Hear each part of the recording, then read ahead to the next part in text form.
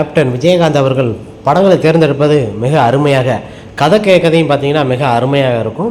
அதில் maximum captain Vijayakanth அவர்கள் படப்பிடிப்பில் எதிர்பார்க்குறது, ஒரு படம் ரெடி ஆகிடுச்சுன்னா அந்த படத்தில் காதல் காட்சிகளை தவிர்த்துருவார். ஒரு வயசுக்கு பிறகு பார்த்தீங்கன்னா லவ் ஸ்டோரியில் நடிச்சிருக்கிறாரு. ஆனால் பொதுவாக ஆக்ஷன் கலந்த ஒரு திரைப்படமாக இருக்குன்னு தான் கேப்டன் விஜயகாந்த் ரொம்ப விரும்புவார். டைரக்டராக இருக்கட்டும், எந்த ஒரு இயக்குநர்கள் வந்தாலுமே அவர் விரும்பி பார்க்குற அளவுக்கு ஆக்ஷன் திரைப்படங்களாக இருந்தால் மட்டும்தான் கேப்டன் விஜயகாந்த் அவர்கள் அதை முழுமையாக நடித்து கொடுப்பார். சில விஷயங்கள் ஆக்ஷனே இல்லாமல் சுறுசுறுப்பாக இருந்தால் அந்த திரைப்படத்தில் கேப்டன் விஜயகாந்த் அவர்கள் நடிக்க மாட்டார். ஏன்னா கேப்டனை பொறுத்த வரைக்கும் ஸ்டண்ட் இருக்கணும். ஃபைட் என்றாலே அது கேப்டன் விஜயகாந்த் அவர்கள் தான். கேப்டன் விஜயகாந்த் அவர்களைப் போல் மற்ற எந்த ஒரு நடிகர்களும் இருக்க முடியாது. தலை சிறந்த ஒரு தலைவர்களே கேப்டன் விஜயகாந்த்.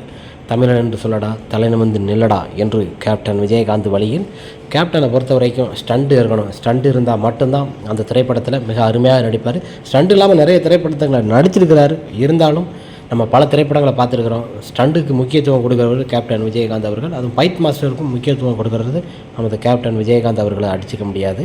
கேப்டன் விஜயகாந்த் அவர்கள் என்றும் ஒரு ஆக்ஷன் ஹீரோ தான். இன்றும் ஆக்ஷன் ஹீரோ என்று சொன்னால் கேப்டன்